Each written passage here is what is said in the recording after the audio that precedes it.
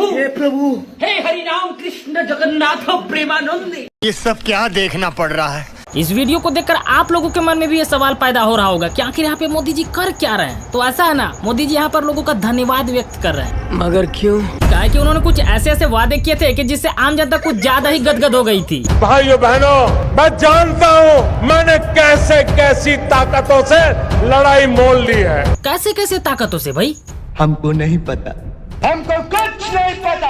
अरे महाराज, देश का आम लोअर मिडिल क्लास जो हर साल 2 करोड़ रोजगार की उम्मीद लगाए बैठे थे, 15-15 लाख रुपए की उम्मीद लगाए बैठे थे, अच्छी मेडिकल फैसिलिटी, अच्छी एजुकेशन सिस्टम की उम्मीद लगाए बैठे थे, लेकिन इन सारे लोगों को क्या मिला है पता है? बाबा जी का ठुल्लू। मैं जानता हूँ।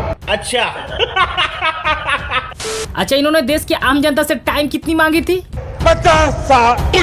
भाइयों बहनों, 50 दिन। अच्छा, 50 दिन मेरी मदद करें। तो भाई, इस वीडियो को देखने के बावजूद भी जिन लोगों के मन में ये सवाल पैदा हो रहा होगा कि मोदी जी अपने 10 साल के कार्यकाल में कुछ भी नहीं किए, तो उन लोगों से ज्यादा बेवकूफ आदमी इस दुनिया में कोई हो ही नहीं सकता। क्योंकि मोदी जी तो 50 दिन ऐसे ही बोल दिए थे, और नहीं तो वास्तव में उनका इशारा तो 50 साल की ओर था। सर, आप मजाक कर रहे हैं ना? नहीं, मैं मजाक क्यों करूंगा। अरे आप लोग खुद ही सुन लीजिए ना। 50 साल, 50 साल।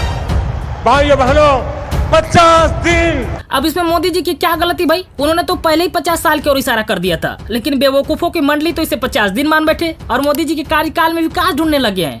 अरे भाई, अभी 10 ही साल हुए हैं, पूरे 40 साल अभी बचे हुए हैं। इंतजार करो, विकास कहीं न कहीं होगा, आ ही जाएगा। विकास पहुंचा है आपके गांव में?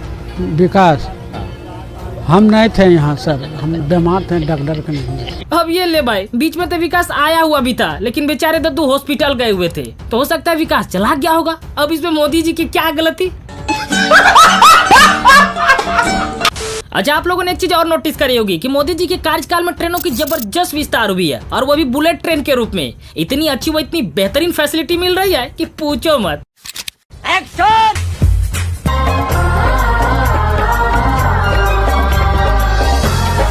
सिमरन ट्रेन में चढ़ पाएगी या नहीं, इसकी कोई गारंटी नहीं है, लेकिन भारत में बुलेट ट्रेन चलेगी, ये मोदी की गारंटी है। 24/7 काम करने की गारंटी, 2047 तक ऊंचे मुकाम की गारंटी, मोदी की गारंटी। ये बात तो बिल्कुल सच है, मोदी यहाँ तो मुमकिन है। अब देखिए ना, कितनी हाईटेक फैसिलिटी अवेलेबल करवा रखे हैं सिर्फ और सिर्फ आम जनता के लिए। किसने सोचा था हमारी ट्रेनों में रिवॉल्विंग सीट्स, विस्टा डोम्स होंगे, एयरपोर्ट जैसे escalators, lounges, food court railway station पर होंगे, शहर शहर मेट्रो, और अब तो बुलेट ट्रेन भी आ रही है। ये तो लेटेस्ट न्यूज है। और फिर भी पता है मोदी जी क्या कहते हैं कि ये तो बस ट्रेलर है। मुझे क्रेडिट नहीं चाहिए। ऐसा कैसे चलेगा सर जी? आप इतनी मेहनत से निस्वार्थ 18-18 घंटे काम कर रहे हैं, वो भी सिर्फ और सिर्फ देश की तरक्की के लिए, और आप क्रेडिट क्यों नहीं लीजिएगा? और सिर्फ इन्हीं एडवर्टीजमेंट वीडियोज का नहीं, अब तो इसी बीच राहुल गांधी ने भी आपके कामों का तारीफ करते हुए अपने ट्विटर अकाउंट पे एक वीडियो शेयर किए हैं, उसका भी क्रेडिट ले लीजिए। మొత్తం వాష్రూమ్లో కూడా పోస్తున్నారు అన్నమాట, అంత క్రౌడ్ అయిపోయింది మన కేరళ ఎక్స్ప్రెస్। బాబా ఏమన్నా క్రౌడ్ కాక, నేను ఎక్స్పెక్ట్ చేయలేదు ఉంటుందని। ఇక్కడ కూడా చూసురా, ఇక్కడ నుంచి అట్ లాస్ట్ వరకు। अच्छा, मोदी जी की बेस्ट फैसिलिटीज का तारीफ करते हुए राहुल गांधी लिखते हैं, नरेंद्र मोदी के राज में रेल का सफर सजा बन गया। आम आदमी की ट्रेनों से जनरल डिब्बे कम कर सिर्फ एलिट ट्रेनों का प्रचार कर रही मोदी सरकार में हर वर्ग की यात्री प्रताड़ित हो रही है।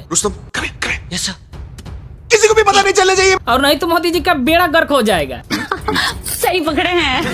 ऐसा आप लोगों को लग रहा होगा, लेकिन घंटा ऐसा कुछ नहीं है। देख लीजिए क्या माहौल है। बीजेपी जीतेगी 400 के ऊपर।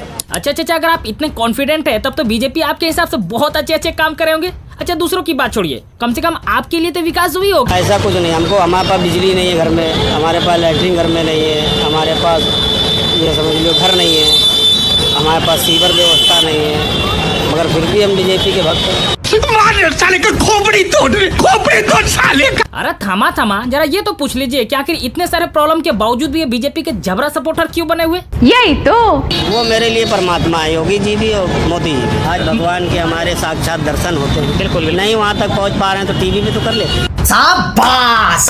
अब जरा सोचिए, जब मोदी जी के पास ऐसे सपोर्टर आए तो मोदी जी हार कैसे सकते हैं भला? और फिर मोदी जी को विकास के नाम पे कुछ करने की जरूरत ही क्या? उन्हें तो वोट ऐसे ही मिल जाने हैं।